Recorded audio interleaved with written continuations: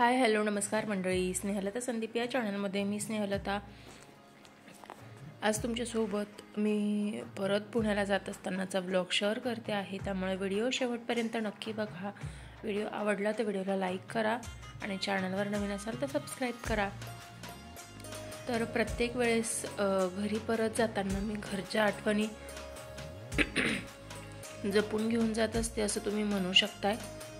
तर इथला सकाळचा व्ह्यू अतिशय सुंदर असतो। आम्ही जिथे राहतो म्हणजे वडिलांचं घर जिथे आहे तिथे आजूबाजूला पूर्ण डोंगर रांगा आहेत आणि इथल्या शेतजमिनींना पाणीही भरपूर प्रमाणात आहे। त्यामुळे 12ही महिने इथे पाणी असल्यामुळे तुम्ही कधीही गेलात तरी सुद्धा अतिशय हिरवळ असते आजूबाजूला। आणि सकाळचा व्ह्यू तुम्ही बघू शकताय, डोंगराच्या बाजूने होत असलेला सूर्योदय अतिशय सुंदर दिसतो। तुम्ही जर चॅनलवर नवीन असाल तर चॅनलला सबस्क्राईब करा। तुम्हाला जर माझे व्हिडिओज आवडत असतील तर कमेंट बॉक्समध्ये नक्की सांगा। इथे छोटंसं महादेवाचं मंदिर आहे।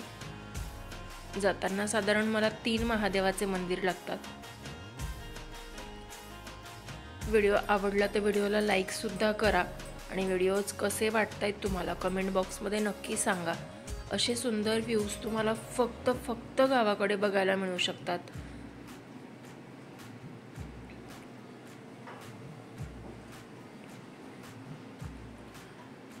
त्यानंतर 2-3 दिवसापूर्वी मी तुम्हाला ही नदी दाखवली, पूर्ण कोरडी होती आणि आता बघू शकताय तुम्ही तिला किती पाणी आलेलं आहे। आता नदीला पाणी सोडलेलं आहे,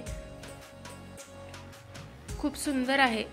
तुम्ही जर कळवण तालुक्यामधले असाल तर तुम्हाला माहिती असेल की आपला तालुका किती सुंदर आहे, पण तुम्ही जर इथून बाहेरचे असाल तर एकदा नक्की जाऊन बघू शकताय तुम्ही, खूप सुंदर आहे। आता सुद्धा पूर्ण शेतात पिकं लावलेली आहेत, तुम्ही बघू शकताय। म्हणजे हे फक्त माझं माहेर आहे म्हणून आवडतं असं नाही, पण इथला निसर्ग सुद्धा तितकाच सुंदर आहे। त्यानंतर कळवण बस स्टॉपवरून आमची बस निघाली, साधारण 7 वाजता बस निघाली होती।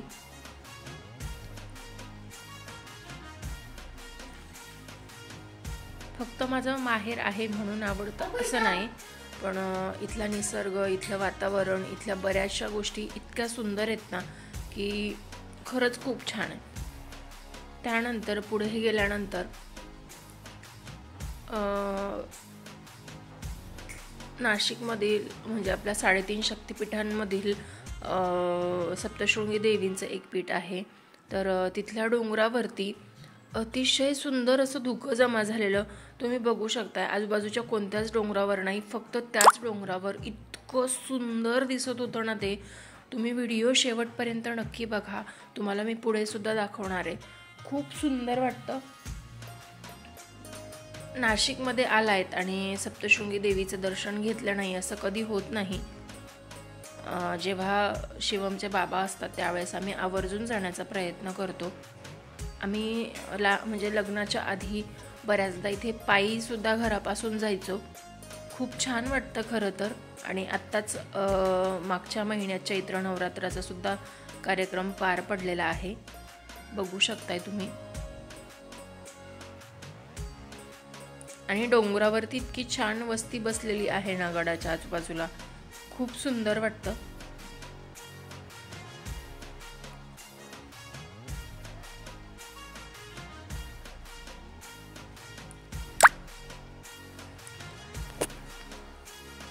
त्यानंतर मी तुम्हाला हे जे डोंगरावरती जे धुकं होतं त्याची बॅकसाईड मी तुम्हाला दाखवणार आहे।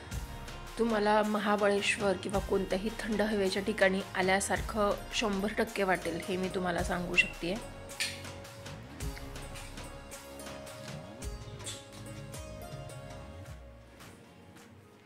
तर इथे पूर्ण सप्तशृंगी गडावरती जाण्याचा घाटाचा रस्ता आहे।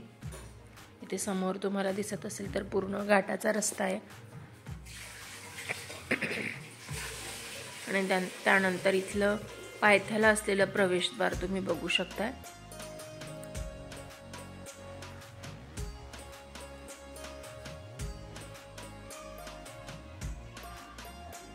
खूप सुंदर आहेत ह्या डोंगर रांगा। शिवम तर मस्त एन्जॉय करत चालला होता. म्हणजे ह्या प्रवासामध्ये त्याला झोप सुद्धा लागली नाही, इतकं छान वाटत होतं त्याला.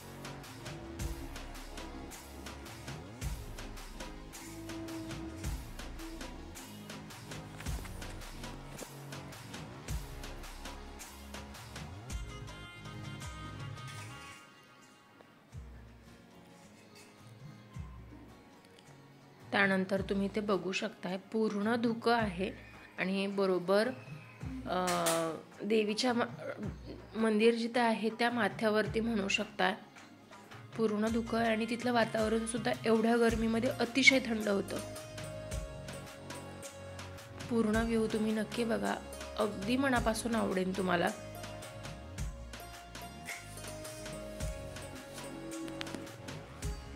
बघू शकता सूर्य सुद्धा लपलेला आहे ढगांमध्ये असं वाटतं.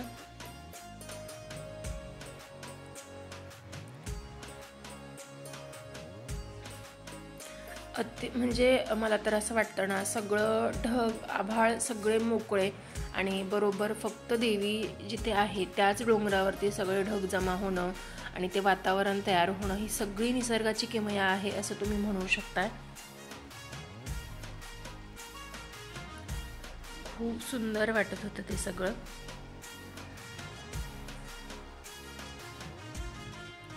बघू शकता इकडे सुद्धा मोकळं आहे, फक्त तिथे जिथे डोंगर आहे तिथेच ते सगळे ढग जमलेले, त्याच गोष्टीचं मला विशेष वाटत होतं.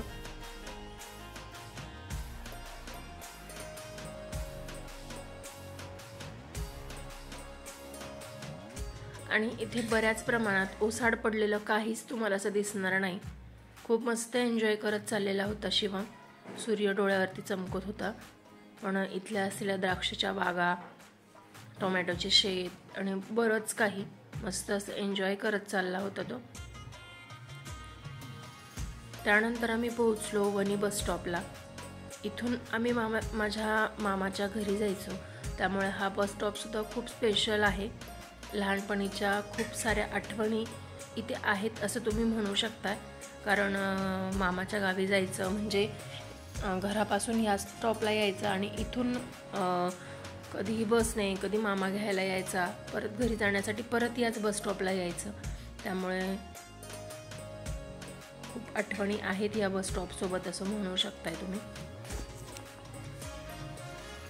त्यानंतर एक स्पेशल गोष्ट, कदाचित रात्रीच्या प्रवासात मला समजलं नसेल, पण नाशिकला खूप सुंदर असा बस स्टॉप झालेला आहे नवीन. मेळा बस स्थानक नाशिक बघू शकता तुम्ही. एक जुना बस स्टॉप होता, एक CBS होतं म्हणजे नवीन बस स्टॉप, आणि आता हा एक परत नवीन बस स्टॉप झालेला आहे. त्यानंतर प्रत्येक वेळेस मी तुमच्यासोबत शेअर करते ते म्हणजे नाशिक रोडचे छत्रपती शिवाजी महाराज यांचं हे स्थान खूप महत्त्वाचं आहे. नाशिकमध्ये खूप मोठी शिवजयंती ते सेलिब्रेट केली जाते.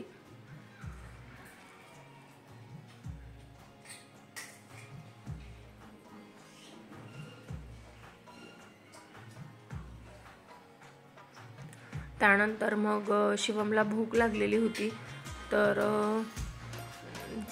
वडापाव दिसला. तो म्हटला की मला वडापाव खायचा आहे, म्हणून मग त्याला वडापाव घेऊन दिला. मस्त एन्जॉय करतो आणि बऱ्याचशा गोष्टी तो मला स्वतःच सांगतो. आणि त्यानंतर मी चिक्की घेतली होती माझ्यासाठी.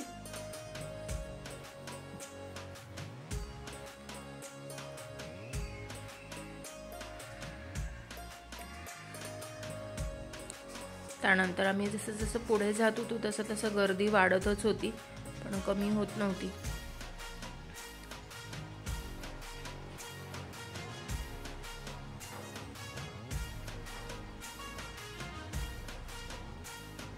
त्यानंतर आमचं स्टॉप जवळ यायची उत्सुकता वाढलेली होती, त्यामुळे मग इथून मी गोणी वगैरे उतरवून ठेवल्या, बॅग काढून ठेवली.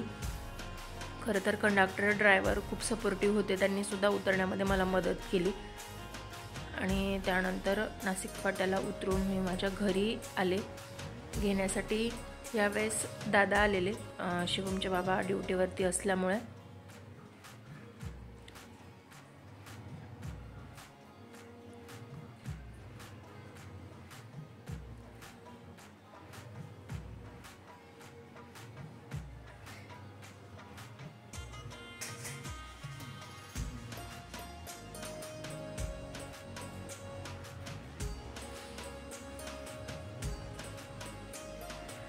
त्यानंतर घरी आल्यानंतर सगळं सामान वगैरे ठेवलं.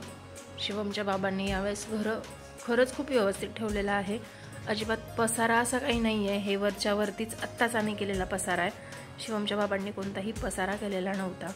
घर अगदी व्यवस्थित ठेवलेलं होतं, त्यासाठी खरंच खूप थँक्यू शिवमच्या बाबांचे. इथे सुद्धा कोणताही पसारा नाही आहे. भांडेसुद्धा घासून वगैरे ठेवलेले आहेत.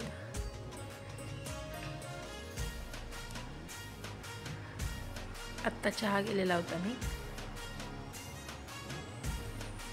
त्यानंतर सगळं अगदी झाडून पुसून ठेवलंय. हे सुद्धा आम्हीच आत्ता कचरा केलाय. तर चला तर मग भेटूया नेक्स्ट व्हिडिओ. अगदी स्पेशल असणार आहे.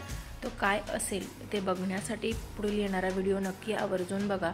चला तर मग भेटूया नेक्स्ट व्हिडिओमध्ये नवीन काहीतरी घेऊन. तोपर्यंत स्वस्त राहा, मस्त राहा, स्वतःची काळजी घ्या. Bye bye.